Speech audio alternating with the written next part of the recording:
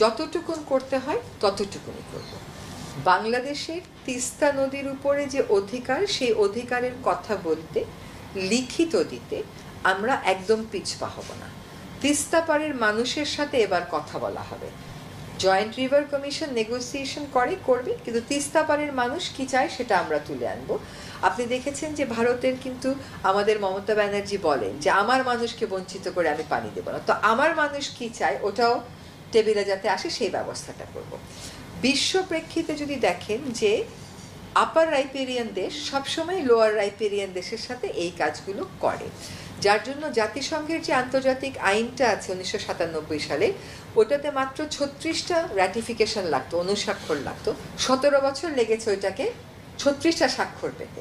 কাজে এটি একটি বৈশ্বিক বাস্তবতা। আমি যেটা আপনাদেরকে বলতে চাই সেটা হচ্ছে, এটার ব্যাপারে বিস্তারিত কথা তো আমার এই মন্ত্রণালয়ে হবেই, কিন্তু বাংলাদেশের নদীর জীবন যাতে ঠিক থাকে, বাংলাদেশের নদীর নির্ভর জনগোষ্ঠী যাতে তাদের ন্যায্য অধিকারটুকুন দাবিগুলো উত্থাপন করতে পারে, সেই ব্যবস্থা আমরা নিশ্চয়ই নেব। এবং আন্তর্জাতিক যে নর্মসগুলো আছে, আইনগুলো আছে, এগুলো আমরা তুলে ধরবো। বাংলাদেশের মানুষকে আশা হারালে চলবে না।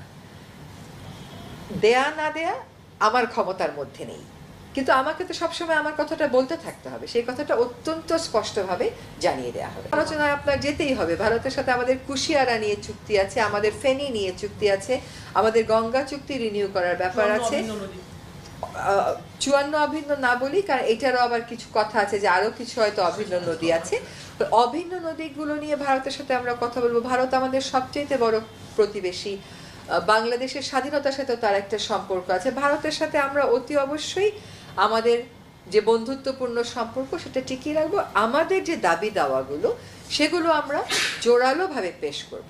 আমরা হয়তো আন্তর্জাতিক মণ্ডলেও কথা বলবো যে এইগুলো হচ্ছে আমাদের ন্যায্য দাবি, তারপরে দেখা যাক কি হবে। It's too early to comment. আর মানে ধরেন আমি এখনো 3 দিনও পানি সম্পদ মন্ত্রণালয়ে অফিস করিনি, কিন্তু জনগণকে এইটা বলে আশ্বস্ত করতে চাই যে তাদের যে ন্যায্য দাবি, সেই দাবির ব্যাপারে, বাংলাদেশের নদীগুলোর জীবন বাঁচানোর ব্যাপারে আমাদের যা বলার আমরা বলবো। এবং আমি অলরেডি বলেছি যে এই যে যৌথ নদী কমিশন, এখানে নদী বিশেষজ্ঞ, পরিবেশ বিশেষজ্ঞ, বৈচিত্র্য বিশেষজ্ঞরা কখনো পার্টিসিপেট করে কিনা, তাদের করবার সুযোগটা তৈরি করা, এগুলো করব।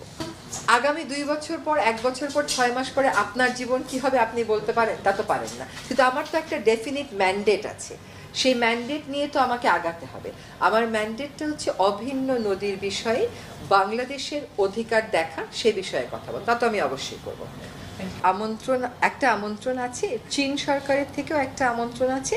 যেখানে যেখানে আমন্ত্রণ আছে বাংলাদেশ সরকারের উপযুক্ত প্রতিনিধি পাঠানো হবে। আমি এটা কি করে বলবো আপনাকে বলেন? 3 দিন অফিস করে তো আমি সিদ্ধান্ত দিতে পারবো না। আমাকে পরিকল্পনাটা দেখতে হবে, তাদের প্রস্তাবনাটা দেখতে হবে, আলাপ আলোচনাটার পদ্ধতিটা বা প্রসেসটা আমাকে চালু রাখতে হবে। তারপরে যেটা নদীর স্বার্থে, মানুষের স্বার্থে উপযোগী মনে করি, সরকারের অন্যান্য অধিদপ্তরের সাথে কথা বলে সেই সিদ্ধান্তে যেতে হবে। জনগণের সাথেও কথা বলা হবে।